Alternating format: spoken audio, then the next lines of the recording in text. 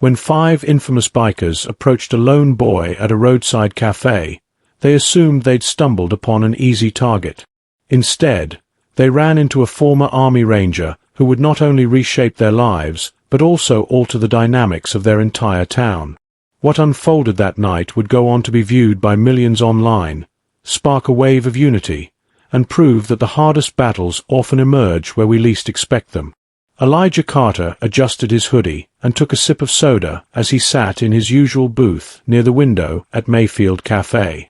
The soft hum of chatter from the other diners offered a calming escape from the world's chaos outside. At just 16, most people would overlook him. His lean build and quiet demeanor didn't exactly scream tough. But they didn't know about the grueling years he'd spent in the youth division of the Army Cadets program. The small silver pin on his jacket was the only sign of his accomplishments. "Here you go, Elijah," said Miss Hattie, the elderly cafe owner, placing a plate of fries on his table. She'd known Elijah since he was a little boy and admired the way he quietly dedicated himself to supporting the local community center. "How's that training program of yours coming along?" she asked warmly. "Pretty good," Elijah answered with a faint smile. "Got 2 new kids interested in joining. It's great seeing them find something meaningful to focus on. You're doing a lot of good, honey. I don't know where this town would be without you keeping those kids on the right path," she replied, her voice filled with pride. The bell above the door jingled, and suddenly the atmosphere shifted.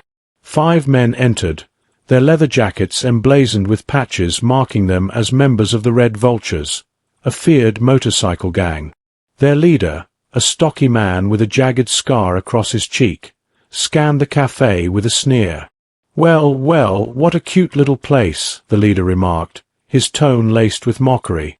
"Looks like we've found ourselves a cozy hangout, boys." Elijah's gaze moved to the window's reflection, observing the scene with practiced composure. The leader was towering, easily over 6 feet, and built like a linebacker. Beside him, his wiry second-in-command, sporting a skull tattoo on his neck, kept one hand near his jacket pocket. The other 3 spread out, their heavy boots thudding against the wooden floor. "Hey, sweetheart," one of the bikers jeered at a waitress, deliberately knocking a glass off her tray. "Looks like you've got a mess to clean up."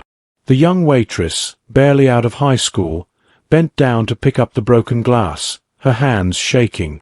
A mother seated nearby with her 2 small children began to quietly gather her belongings, trying to leave unnoticed. "Where do you think you're going?" the leader sneered, stepping toward her. "Maybe you'd like some company, lady. We're great with kids." "Leave her alone," Elijah said, his voice steady but commanding. The cafe fell eerily silent. The leader turned toward him, his eyes narrowing as he took in the boy seated in the corner booth. "What's this?" "The kid wants to play hero," the leader taunted, stepping closer. "You got a problem, boy?" "Actually, I've learned a thing or 2 about problems," Elijah replied, rising to his feet. "One of them is knowing when to back off." The leader laughed, though a flicker of doubt crossed his face. "You really think we're going to take you seriously?" "You don't have to take me seriously," Elijah said. "But you do need to let these people leave, now," Elijah said firmly. The biker with the skull tattoo lunged at him, grabbing for Elijah's arm. His move was clumsy, predictable. Elijah smoothly sidestepped, using the man's momentum against him and sending him crashing into a table. Plates and glasses shattered on the floor, and the cafe erupted with shocked gasps. The leader bellowed in rage, swinging a massive fist with brass knuckles glinting in the light. Elijah ducked under the blow, sweeping the man's legs out from beneath him. The leader hit the floor with a bone-rattling thud. "You're going to regret this," the leader snarled, blood trickling from the corner of his mouth. "Probably not," Elijah replied calmly, his posture relaxed but ready. The other 3 bikers moved in, forming a loose circle around him. Elijah's instincts kicked in, honed by years of disciplined training. The first man charged, throwing a wild punch. Elijah dodged with ease, countering with a sharp jab to the ribs that left the biker doubled over. The second tried to grab him from behind, but Elijah twisted free, driving his elbow into the man's gut. The third hesitated, glancing nervously at his fallen companions before slowly retreating toward the door. "Smart choice," Elijah said, fixing his gaze on him. Then he turned back to the leader. "So, are you going to keep this up, or are you ready to leave?" The leader struggled to his feet, his bravado visibly cracked. "You're gonna pay for this, kid. Nobody messes with the Red Vultures. Nobody messes with the people I'm protecting," Elijah shot back. The sound of approaching sirens grew louder, and the bikers exchanged uneasy glances. "We'll be back," the leader muttered as he stumbled toward the exit. "Not if you know what's good for you," Miss Hattie said, emerging from the kitchen wielding a rolling pin like a club. The gang limped out just as the first patrol car pulled into the parking lot. Elijah turned to the mother and her children, who were huddled in a corner. "It's okay," he said softly. "They won't bother you again." By the time the police had finished taking statements and clearing the scene, Elijah was back in his booth, quietly sipping his soda. Miss Hattie sat across from him, her face a mix of pride and concern. "You didn't have to do all that, you know," she said. "Someone had to," Elijah replied simply. What neither of them realized was that one of the cafe's patrons had recorded the entire confrontation and uploaded it online.